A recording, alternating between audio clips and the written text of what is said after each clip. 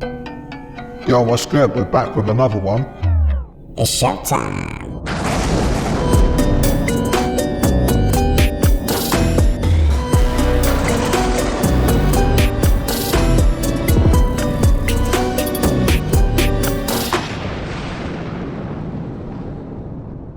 Let's talk about the history of Christmas. As Christianity spread through the empire, so did the observance of Christmas. The Yule cat, a giant beast that would wander the lands in search of food. Its favorite meal was children. People were still being punished for being Christians. There's a strong persecution at this time across the Roman Empire. The Egyptians considered this the sun's rebirth, making December 25th the birthday of the sun. It's not about presents. It's not about getting what you want. It's about doing drugs with your family. When we think of Christmas, images of red and white often come to mind. Santa suit, candy canes, festival decorations. But what if I told you that the iconic Amanita muscaria mushroom might have played a role in shaping these traditions? Just remember that again this year on Christmas, that if you got a present, it's because Santa doesn't want you to be a slut. Merry Christmas, guys. You're all doing satanic rituals. Easy, mate. Remember, this is for entertainment purposes only. This message needs to get out to all of the believers that have been deceived. We are once again reminding the world That Christmas is not pagan. Seriously, did pagan festivals on December the 25th predate Christmas celebrations? History says no. Are decorated trees an inherently pagan symbol? Pretty sure God got there first. There are no causative links between modern Christmas practices and pagan traditions. But even if there were, Seriously, there's not. the date and decorations are only the box. What's inside the box is what really matters. And Christmas is all about Jesus, the Son of God, heaven's light, Humanity's hope. Prince of Peace. So, ditch the dumb conspiracy theories. Ignore the internet Grinches. Get along to church. And come, let us adore him. Fucking liars. They're all Satanists, bro. Celebrating Christmas don't make you a Satanist. Can Christians celebrate Christmas? See, Christmas originated in 600 BC under a Norse pagan satanic holiday called Easter, where they believed once a year on December 25th that Krampus would come down their chimney to take their firstborn son and sacrifice him to Baal. To ward off the demonic spirit of Krampus, they put up a tree in their house and cover it in wooden idols. They would also give him an offering of unleavened bread and boiled goat's milk. Now, considering this was such a popular pagan holiday, in 1850, Emperor Nero brought together the Council of Nicaea, where the church fathers decided to appropriate this holiday and many others, specifically with the intention to indoctrinate the world into Christianity. Now, considering us as Christians, we have the Holy Spirit, so we do not need idols or trees to ward off demonic spirits. So by participating in Christmas, you're saying you don't trust the Holy Spirit, but you do trust pagan gods. So it's up to you if you want to take that risk. And for everybody who chooses to, have yourself a Merry Christmas. It didn't sound very Christmassy. They started in ancient Egypt, bro.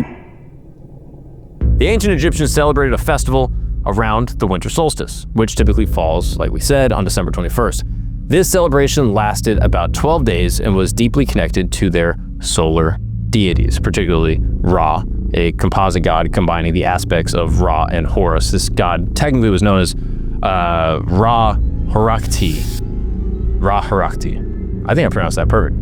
And again, this was a composite combining Ra and Horus. During their festivities, the Egyptians decorated their homes with palm fronds, papyrus reeds, and evergreen boughs. They specifically used plants that stayed green throughout the year, believing that these items, again, symbolized eternal life and resilience in the face of death.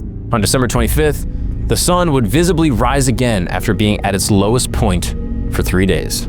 The Egyptians considered this the sun's rebirth, making December 25th the birthday of the sun. That's right. If it goes down the 21st or the 22nd, it's down, it's laying low for a couple days, and then it's rebirthed again after, roughly three days of being at its lowest point. Over time, the solar symbolism became associated with mythological figures. Horus, in particular, became closely linked with this solstice celebration. He was sometimes referred to as the son of Ra, representing the visible manifestations of the sun god. So Christmas is just a bunch of different traditions all mixed together. Yeah, bro. It's a casserole of nonsense. Christmas is that time of year where online people remind me that we have stolen a pagan holiday and renamed it Christmas. Is this true? No. Number one, Christians are clearly celebrating the incarnation We are celebrating the birth of Jesus. Now, are we doing it at a time of year when there were pagan festivals? Yes, but you cannot throw a dart at a calendar without hitting some pagan festival. Did we co-opt some things from pagan festivals into our celebrations? Yes, but there's nothing wrong with that. It's just cool to have a tree in your house. It's just cool to have ivy around there. Just because we took some elements of pre-existing holidays that were celebrating things like the shortest day of the year or the new year or anything else that was going on, doesn't mean that we have stolen a pagan holiday. It means we've established a new holiday celebrating the birth of Jesus, and we've co-opted some of the celebration, the ways that they celebrated those other pagan holidays, just because they're cool and they're fun. Ain't that the exact definition of cultural appropriation? Yeah, bro. Today ain't Jesus' birthday either. Jesus is not the reason for the season. While many people like to use Christ as a reason for celebrating Christmas every year, any true follower of Christ should know that Christmas has absolutely nothing to do with our Lord and Savior, Jesus. In fact, many biblical scholars today all agree that Christ wasn't even born on December 25th or even in the month of December. Christmas was adopted by the Church of Rome in the year 336 during the reign of the Emperor Constantine. The ideal of Christmas was taken from a dark occultist festival known as Saturnalia. What's Saturnalia? It's pretty fucked up, bro. Winter solstice, a couple of days later, was the shortest day of the year, and the pagans had something called Saturnalia. And it was a time of lawlessness because all the laws were suspended, and people, a bunch of singers who actually wandered the streets naked singing, and then they had orgies. It was a mass thing. Well, when the Catholic Church came along in Italy, the Romans and others didn't want to give up their holidays, so they said, okay, we'll Christianize it. And so they said, okay, we'll say the birth of Jesus was the 25th of December. And then there was a monk who began to add it up. You see, if you read in Luke, it says there's a census taken and when Quirinius was governor and so forth and so on. And they could take those leaders and figure the exact time dating from the foundation of Rome. And that's when the dates were established. And so they get pretty close to the date. But to say it's the 25th, shepherds were out abiding in the field. It gets a little cold at night. I mean, were they out there in the middle of winter? I don't know. I've been out there on the shepherd's field on Christmas Eve. It's very nice, but it's cold. And nevertheless, I mean, what was going on? So all this business about mistletoe, pagan, Christmas trees, pagan, giving out gifts, pagan. Every bit of it is pagan. Every single bit of it is pagan. We've Christianized it all. And so that's good. And so we have time, we celebrate for Jesus, and everybody gets all misty-eyed. But the truth is, they're all pagan. So everything about Christmas is a load of bollocks. Pretty much, bro. Merry Christmas, guys. Yeah, happy holidays. Whatever your religious beliefs, we hope you're having a good day. During the month-long winter solstice celebration, courts in Rome were closed. Any and all crimes were allowed. Rome's order was turned upside down. Even children were allowed to join in the drunken orgies as part of the Juvenalia celebration. By 270 AD, the Roman Emperor Aurelian had made it official, setting aside a 7-day period from December the 17th through the 24th, culminating in an exchange of gifts on December the 25th to celebrate the birth of the sun god. This Roman orgy to end all orgies later became known as Saturnalia, in honor of the god Saturn, the god of excess. Roman soldiers invading Britain brought with them their pagan orgiastic traditions. Upon taking root in England, Saturnalia became known as the Festival of Fools, reigned over by the Lord of Misrule. By the 4th century, the influential government-sanctioned Church of Rome, unable to outlaw the growing number of pagan practices, chose instead to adopt them into their so-called official Christianity. The Church believed this would attract more pagans to their fold. Will let kids get involved? Yeah, bro. they sacrificed them too. The Yule log. The burning of the Yule log is a common practice every holiday season. During this time of year, some people like to keep their TVs on a station that shows the log burning 24/7. Other people like to bake cakes and other treats in the honor of the Yule log. But in truth, the Yule log was a common pagan practice during the winter solstice. Pagans will burn the log in honor of their gods in the hopes to have a good year. The Yule log was chosen by pagans to be a symbol of human sacrifice. The holly that is used to decorate the Yule log is used for demonic rituals and spells.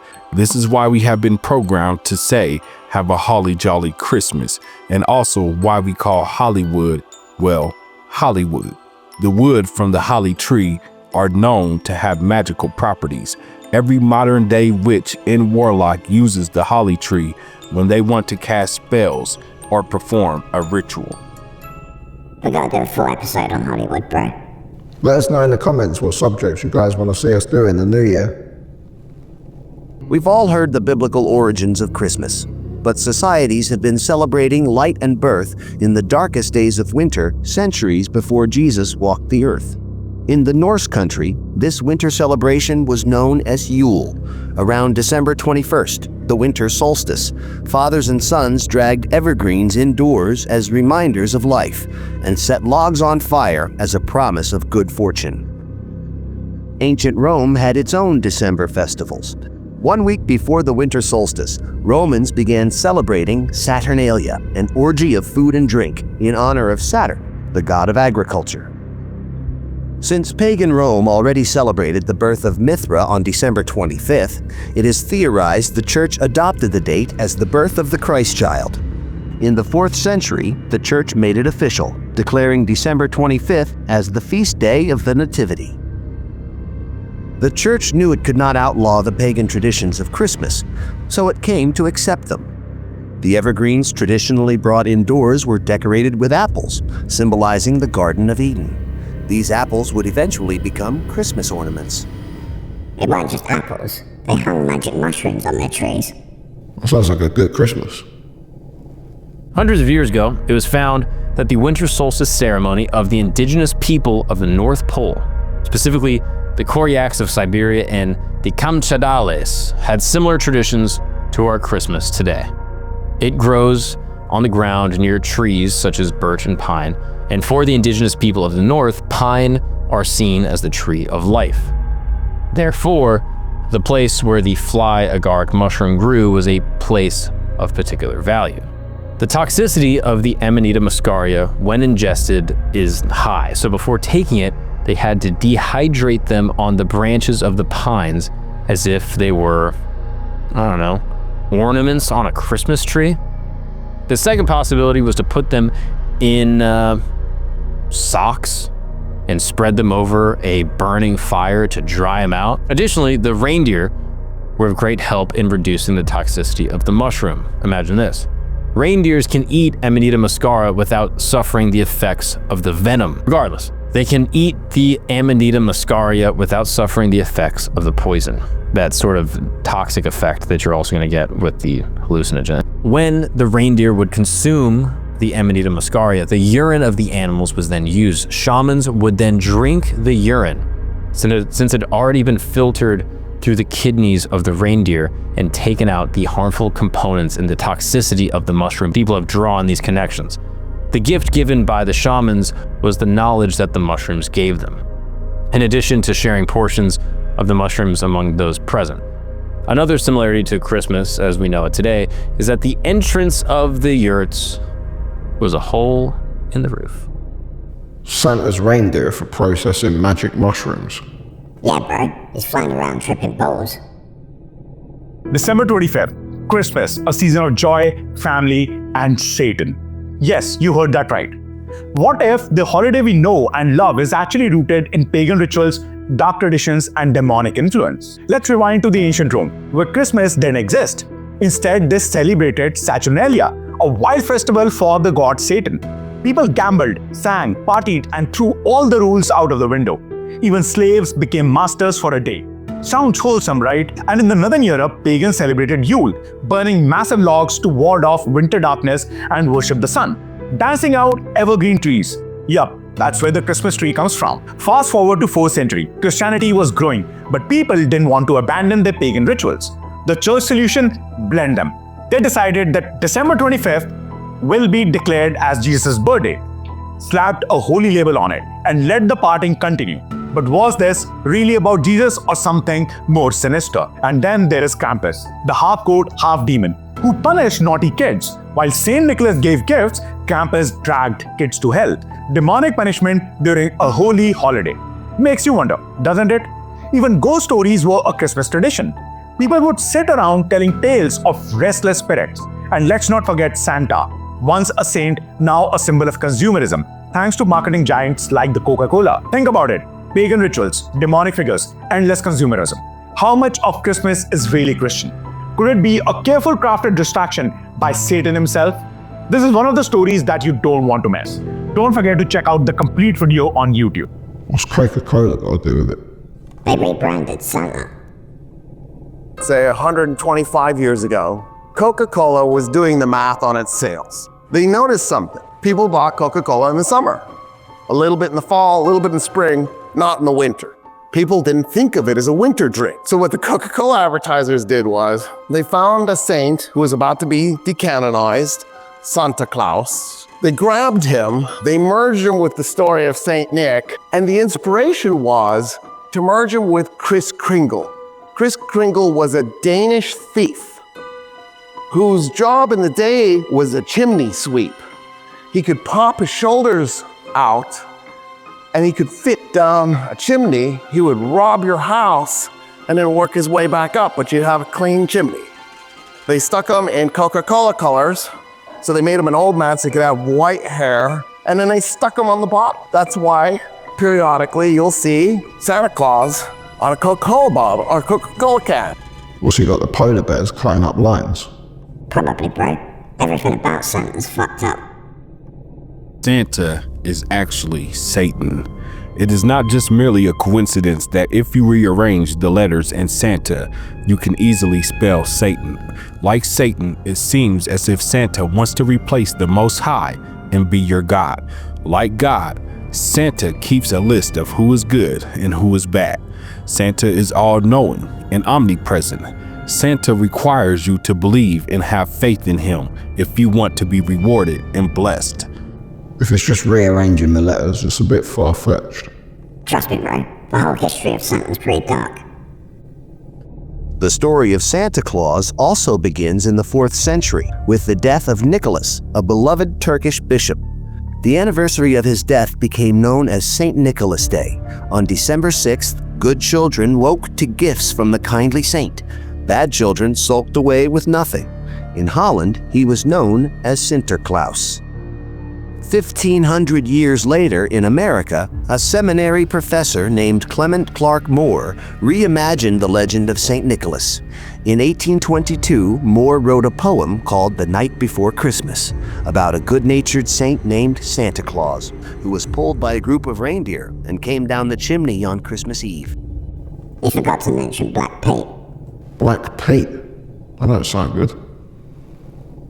When I bring up Zwarte Pieten, you're gonna bring that shit up for me right now. This is what they do. This is what they do in Amsterdam. Now they do it. Sinterklaas is a old school, like Santa Claus he has like a Pope hat. Yeah. Sinterklaas, Zwarte Pieten means black. Peter. So he has these helpers that go through the chimney and then they get soot on their face and they're supposed to have like dirty faces. Of course, some of these racist white folks can't wait to just put black face. They put pink lips and afros and walk in front of black children and parade this shit. You know what they call black people in Amsterdam when they want to insult them?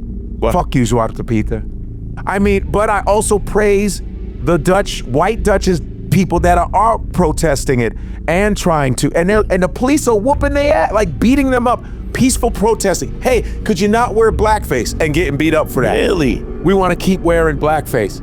That's fucking crazy. They still do it every year. Every mid-November in the Netherlands, people parade the streets dressed as Old St. Nick and his little helpers. But not like that. That's New York City. In the Netherlands, it looks like this.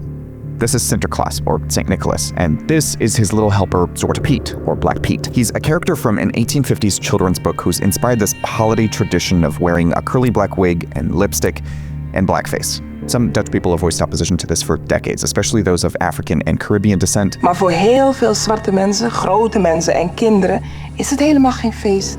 That's Dutch Sesame Street in 1987. But this viral video of police arresting anti-Black Pete protesters sparked a growing protest movement in the 2010s, and the majority opinion has shifted. In 2016, most people believed Black Pete should stay the same. In 2022, most people said they think his appearance needs to change in some way. But changing his appearance can mean a whole lot of different things. There's gray Petes, rainbow Petes, chimney Petes covered in soot, and sometimes no face paint at all. Can't believe this is still going on. We got subscribers in the Netherlands, bro. Mika, Kevin, set these suckers straight.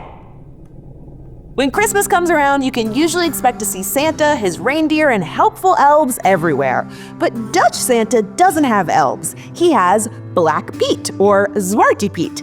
Pete first showed up in the 1850 Dutch book St. Nicholas and His Servant. Now, considering this story was written before slavery was abolished in the Dutch colonies, some might say Pete was a slave, not a servant. The story claims Black Pete is black because of the chimney soot, but that doesn't explain his afro-textured hair or large bright red lips, all familiar staples of racist black characters. To make matters worse, traditional Christmas songs describe Black Pete as clumsy and not very bright, which sounds eerily like the negative stereotypes that have surrounded black people for centuries. Today, Black Pete is still a huge tradition in the Netherlands. Black Pete leaves candies and little presents for children, and Christmas parades in the Netherlands regularly feature tons of people dressed as Black Pete, with afro wigs, bright red lips, and full blackface. Why in the world does this tradition still exist? Well, lots of people argue that Black Pete is harmless because he's part of a children's story, while others argue that he's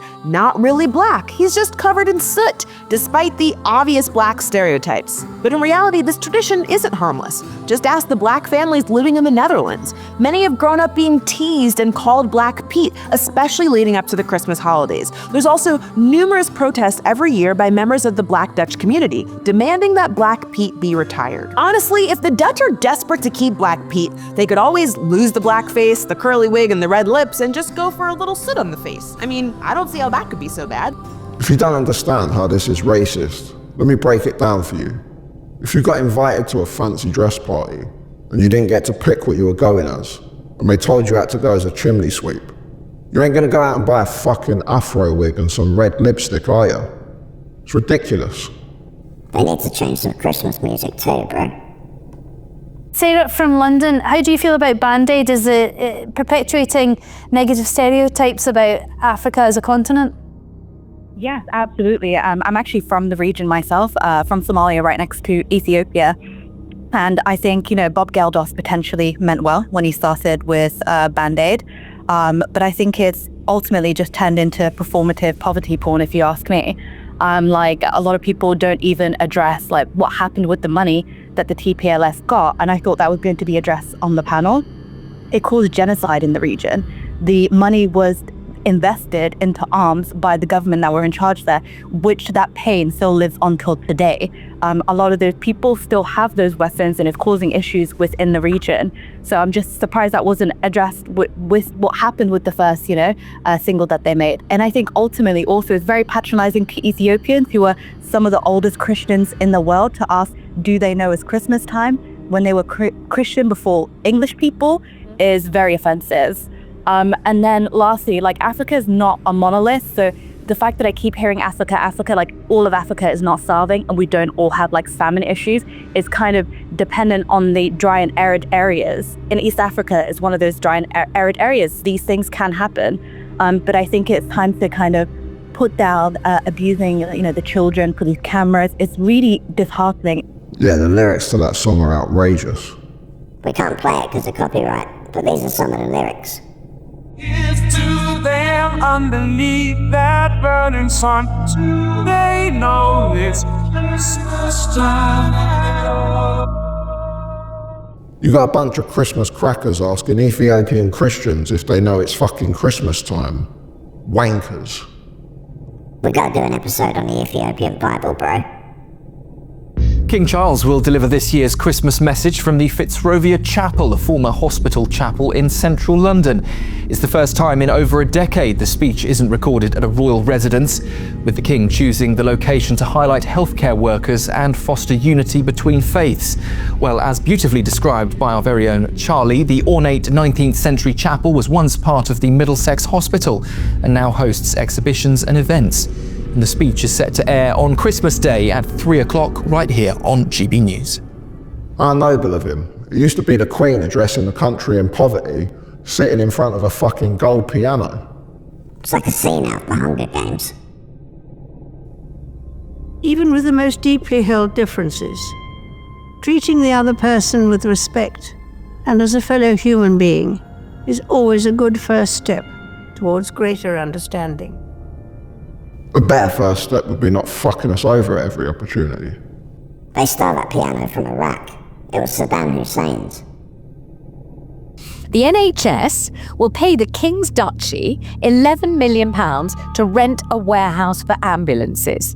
For example, the Army will pay the Royals to train on Dartmoor. For example, the Ministry of Justice pays Prince William £1.5 million a year just to use Dartmoor Prison. The King's Duchy charges the Dorset Fire Authority £612,000 to lease its land to put up a new fire station. You may be Liverpudlian if you're listening in Liverpool. Do you use the Jerry Marsden ferry pier there? If you do, then the King's Duchy has charged you and other users £130,000 so far, and has even inserted a clause into the lease stating it can charge more if the ferry ever makes a profit. This, lovely listener, you will gather, is the very tip of the iceberg. The royal family are fucking gangsters, and they've got the biggest gang in the world backing them up. Yeah, the police. Wealth, this according to Oxfam, of the world's 85 richest people is equal to the 3.5 billion poorest people. It's fantastic. And this is a great thing because it inspires everybody, gets the motivation to look up to the 1% and say, I want to become one of those people. I'm going to fight hard to get up to the top. This is fantastic news, and of course I applaud it. What can be wrong with this? Really? Yes, really. So somebody living on I celebrate capitalism. $1 a day in Africa is getting up in the morning and saying, I'm going to be Bill Gates. That's the motivation everybody needs. Between me and I'm that not guy against is charity. motivation. I just need to pull up my socks. I am oh not. wait, I don't have socks. Look, don't tell me that you want to redistribute wealth again. That's never going to happen, okay? You know what? You take a simple stat like this, which is neither good nor bad. It's just a fact. It's a celebratory stat. I'm very excited about it. I'm wonderful to see it happen. I tell kids every day, I'm just gonna, what's wrong with this? At a cocktail party. No, Amanda, what's wrong with this One statement? possible response If you to it. work hard, you might be stinking rich. We're talking about people in extreme abject poverty. That's how you get 3.5 No, I'm billion not. You were just talking in to this really category. rich people. No. Okay. I'm going to tell you later what you should say to this. What a Imagine being so stupid that you think it's okay that 1% of the population has more than the other 99. Admitting capitalism has problems don't make you a communist. It's by design, bro. They want the economy to collapse. Telling kids if they work hard, one day they'll be stinking rich. It's a flat out lie. We all work hard and none of us are stinking rich. Better advice would be don't be like that. Look out for each other. This isn't very Christmassy, bro. Yeah, alright. All religions are a bit ridiculous when you look into the history of them.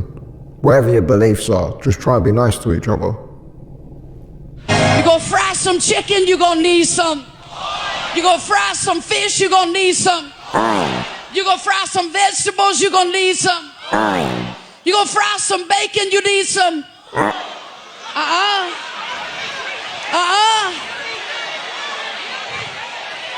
No.